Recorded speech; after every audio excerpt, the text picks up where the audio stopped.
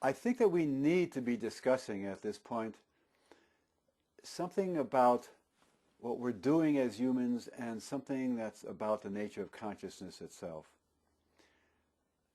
I'm aware that much of the literature on consciousness is looking for the seat of consciousness in one place in the brain or maybe in a few places. But what I've started to understand from the latest brainwave literature is that consciousness is actually a phenomenon that engulfs the entire brain in one of its most important aspects. And at the same time, there are local phenomena in the brain that is the seat of neural activity where motor activity within the body or perhaps reception by the body occurs.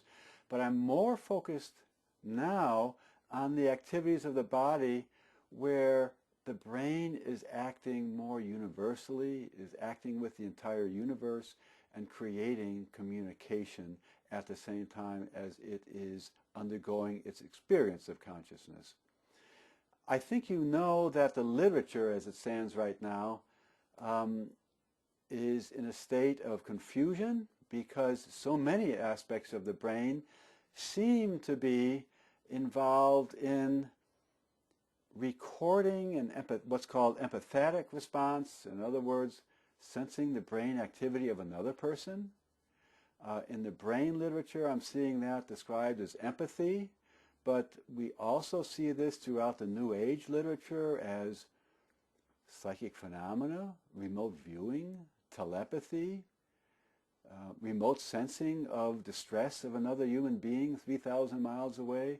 All of these phenomena, to me, require a description, and I'm now seeing that appear in the brainwave literature or the brain research literature in the description of two key components.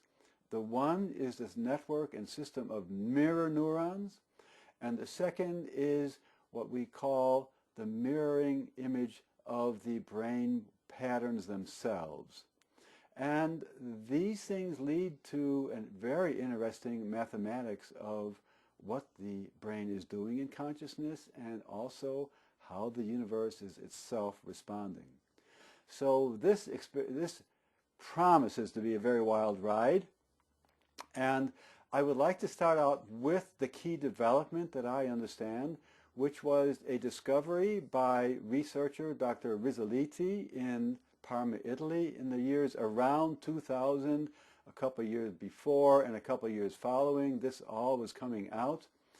And its discovery of the network of mirror neurons. The mirror neuron network was described when Rizzoliti and colleagues were trying to look at the brain's response to what we call the simple reach and grab function. What he would do is put a monkey in front of a row of peanuts and then allow the monkey to reach and grab a peanut, and he'd often then introduce the peanut into his mouth. And that was fine. He was able to see where the seats of that activity were in the brain. But then notice something quite unexpected, which was that the brain activity that he could monitor at the time that was going on while the monkey was doing reach and grab turned out to be exactly the same as when the monkey was looking at another monkey on a TV screen, and the TV monkey was also doing reach and grab. In other words, the reach and grab seemed to be an activity of the brain that was independent of whether the monkey is actually doing it at this moment or is seeing another monkey doing it at this moment. This received very, very widespread interest immediately, even though Nature refused to publish it. I believe it complained that, oh, this does not have general interest, and dismissed the first submission of the paper by Rizzoliti and its colleagues, but fortunately other people in the brain research community understood its importance immediately and were excited by it. Then following the understanding and discussion of this in the reach and grab syndrome or process, it was also noticed that the same pattern of neural activities or the same neural activities seem to be occurring in other things that are related, for example, to monkeys recognizing facial features. And then the entire subject spread to humans because people wanted to have a more global picture of what's going on in the brain in the reach and grab mechanism, and fascinated by the monkey see, monkey do response of the mirror neuron system, the same wave pattern, whether actually part of a neural response of doing the motor movements or whether just seeing it, it became interesting to put this in the full wave of brainwave activity monitors called functional magnetic resonance imaging, fMRI, which allows brain researchers to look at the global properties of the brain and where there are various responses in the brain and how can we represent what's going on in the brain from an outside inspection of these activities. This led to a very important secondary development, and it was published by Gazzola and colleagues, and I think that this was around 2007, 2008 when we started to read about this. It showed more very important aspects of this mirror neuron system. It showed first that the mirror neurons involved actually were seen flashing all over the brain, not just at lower levels as had been seen first, but now in basically all of the brain. And it was found that perhaps 10% of the brain's neurons are involved in developing these patterns that are the brain's registration of monkey see, monkey do, reach and grab.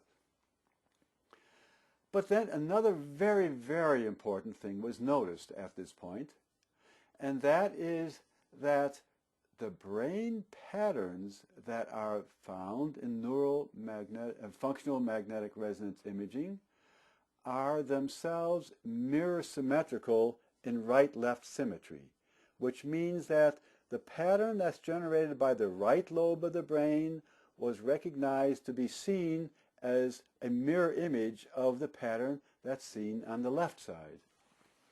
I've talked this over with colleagues at my university. I've looked a little bit at the brain literature, but mind you, I'm an astronomer, cosmologist, not a brainwave researcher, but I didn't find anybody noticing this or calling attention to its importance in the world of mathematics. I want to eventually come to the point of describing to you that this mirror property of the two brain hemispheres, the right and the left hemisphere, actually have very, very important implications for what the brain is actually doing when it is interacting with other brains in the universe.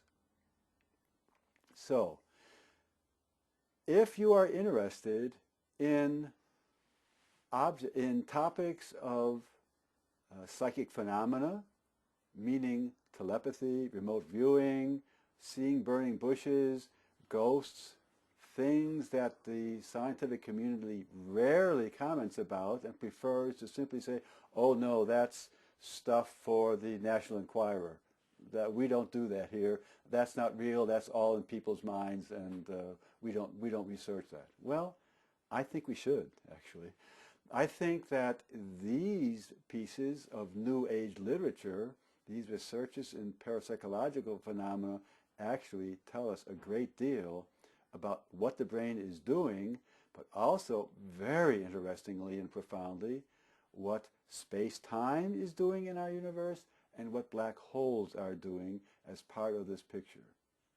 So, curiously, I find that what might be called the New Age community has actually got there first, that the traditional university research community has to be dragged kicking and screaming into understanding what these phenomena are, And I would like to continue then and describe something about what I think the brain is doing.